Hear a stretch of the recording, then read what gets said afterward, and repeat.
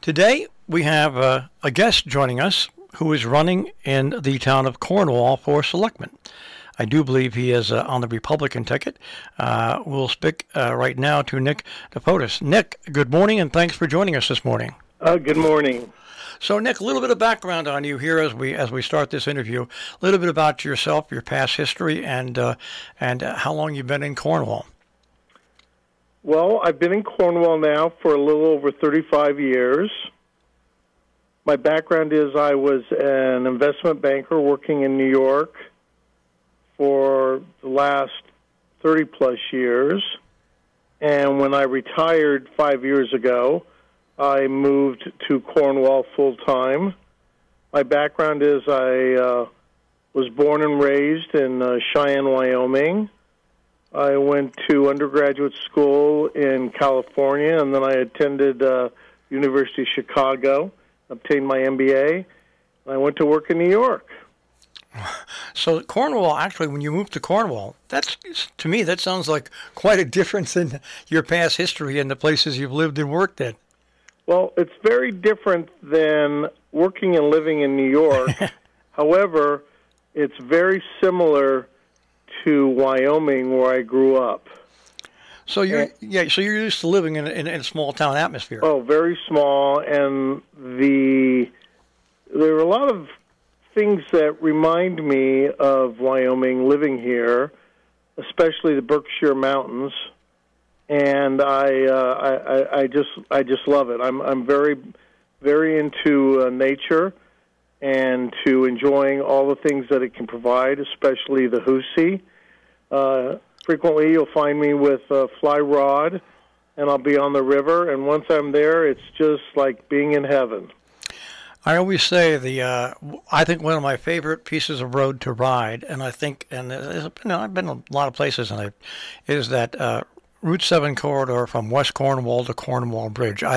It's just a spectacular ride. It doesn't matter whether it's winter, spring, summer, or fall. Oh, beautiful drive. It's a beautiful drive. And for me, getting out on the river, and I can find spots on the river besides that stretch of road where there's no traffic. I can get in the water. I can see wildlife. There'll be a flock of geese that'll be flying overhead, and you think you're in the middle of the outdoors where there's nothing else but you and basically the fish. That's right. So now, is this the first time you're running for office? Yes, this is the first time I'm running for office, and maybe this is a good time to talk about, why I'm running for selectman. Absolutely. I wanted to know what prompted me. Yeah, what lit the fire? What lit the fire? Well, a few years ago, I started to attend various town meetings here in Cornwall. There was the Board of Selectmen meeting, the Economic Planning and Zoning meeting, the Economic Development Committee, the Affordable Housing Committee, and I started to notice some very unsettling behavior by the various chairpersons.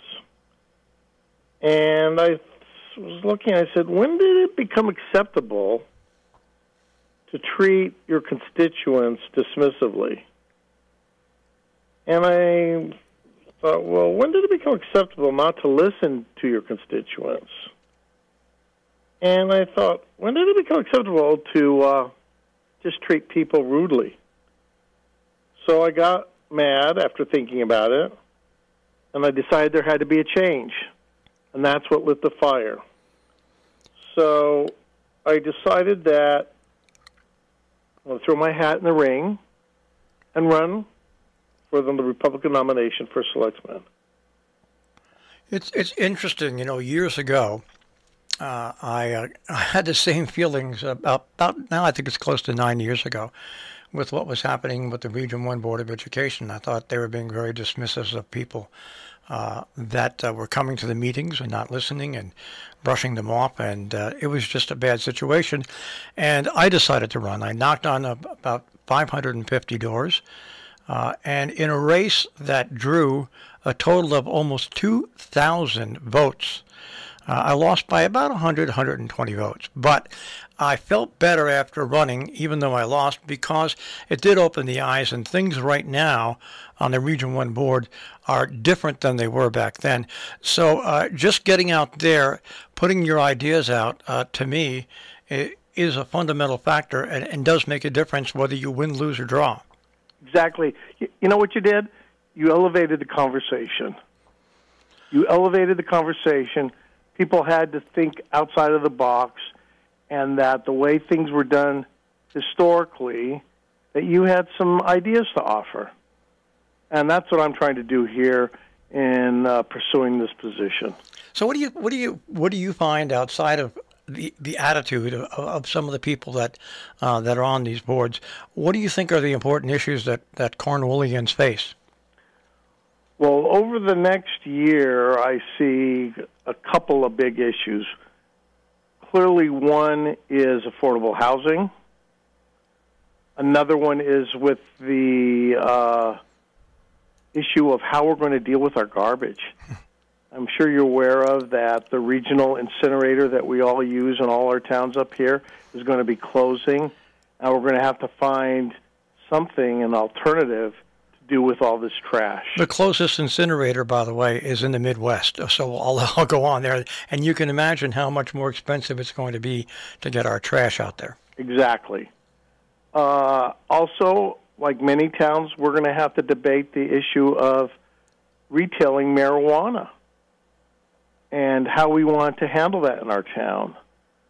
So there are some significant things that we're going to have to deal with over the next 12 months. Have you begun knocking on doors yet? Oh, I've been walking the roads, so to speak. I've been attending many farmers markets. We have two of them in Cornwall. I've been camping out in front of the post offices and meeting people. So, yes, I have been knocking on doors. I'm not quite sure if I'm at your 500 number yet, but I'm doing the best that I can. Well, all I can tell you is that after the election was over, my ankles killed me for about 2 months because you have to park your car and you have to walk. You do. You just can't drive and stop and drive and stop. And this is why I give you and everybody credit that takes the time out of their personal life, their business life, to run for office in a local community, because it's that dedication and the idea that you want to stir up debate and offer other ideas. That all goes into making our political system work. Exactly. Well, I agree with you more. Well, you're not that far away from the election now. We're less than really a month away. How do you feel it's gone so far? Well, it's been very interesting. People are more than willing to offer their advice, which is great.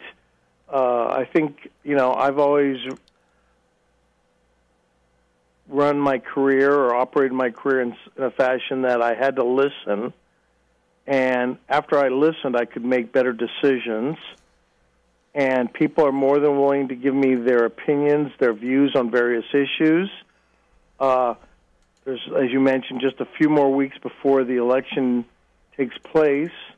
I'm going to be having a meet and greet next weekend where I'm inviting everybody to an open meeting, Republican or Democrats who want to come, meet me, ask me a question, enjoy the weather, have some cider, have some pumpkin donuts, and just enjoy a nice fall day in Cornwall. And where is that meet and greet going to be held? That meet and greet is going to be next Sunday at the Cornwall Town Library, and it's going to be between 3 and 5 p.m.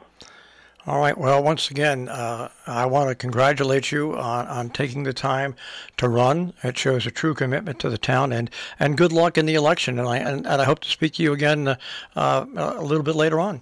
Oh, that would be excellent. Thank you very much. Thank you, Nick, very much. Okay, bye-bye. Right. That is Nick DePortis, who was running for selectman in Cornwall on the Republican side. And once again, people call us, request interviews for political candidates. That's what we do here, and that's how we help keep you informed.